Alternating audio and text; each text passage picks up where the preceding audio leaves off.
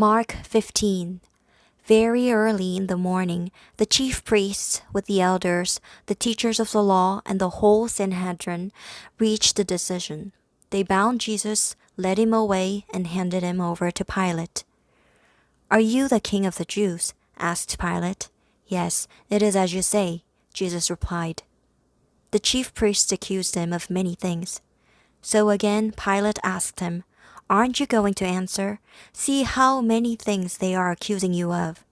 But Jesus still made no reply, and Pilate was amazed. Now it was the custom at the feast to release a prisoner whom the people requested.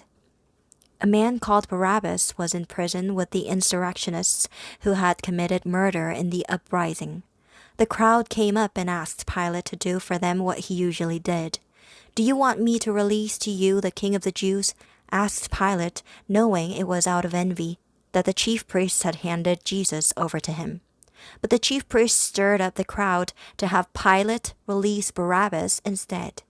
"What shall I do then with the one you call the king of the Jews?" Pilate asked them. "Crucify him," they shouted. "Why? What crime has he committed?" asked Pilate. But they shouted all the louder, "Crucify him!" Wanting to satisfy the crowd, Pilate released Barabbas to them.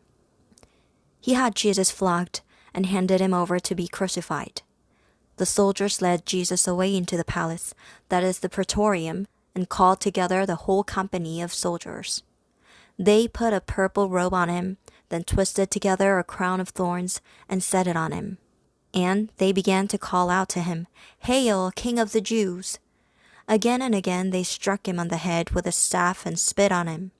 Falling on their knees, they paid homage to him.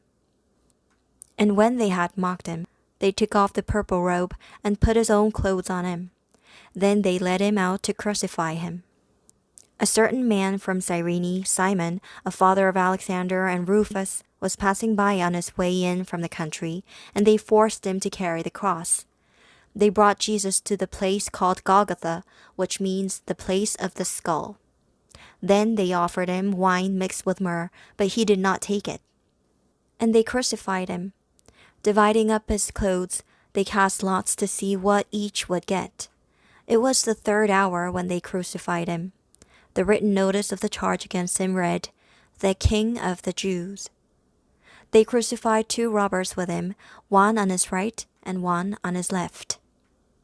Those who passed by hurled insults at him, shaking their heads and saying, "So, you who are going to destroy the temple and build it in 3 days, come down from the cross and save yourself." In the same way, the chief priests and the teachers of the law mocked him among themselves. "He saved others," they said, "but he cannot save himself. Let this Christ, the King of Israel, come down now from the cross, that we may see and believe." Those crucified with him also heaped insults on him. At the 6th hour, darkness came over the whole land until the 9th hour. And at the 9th hour, Jesus cried out in a loud voice, "Eloi, Eloi, lama sabachthani," which means, my God, why have you forsaken me?" When some of those standing near heard this, they said, "Listen, he is calling Elijah."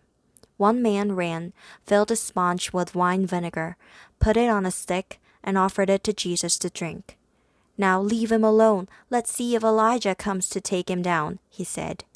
With a loud cry, Jesus breathed his last. The curtain of the temple was torn in 2, from top to bottom. And when the centurion, who stood there in front of Jesus, heard his cry and saw how he died, he said, "Surely this man was the Son of God." Some women were watching from a distance. Among them were Mary Magdalene, Mary the mother of James the younger and of Joseph, and Salome. In Galilee, these women had followed him and cared for his needs. Many other women who had come up with him to Jerusalem were also there. It was preparation day, that is, the day before the Sabbath. So as evening approached, Joseph of Arimathea, a prominent member of the council who was himself waiting for the kingdom of God, went boldly to Pilate and asked for Jesus' body. Pilate was surprised to hear that he was already dead. Summoning the centurion, he asked him if Jesus had already died. When he learned from the centurion that he was so, he gave the body to Joseph. So Joseph bought some linen cloth, took down the body, wrapped it in the linen, and placed it in a tomb cut out of rock. Then he rolled a stone against the entrance of the tomb. Mary Magdalene and Mary, the mother of Joseph, saw where he was laid.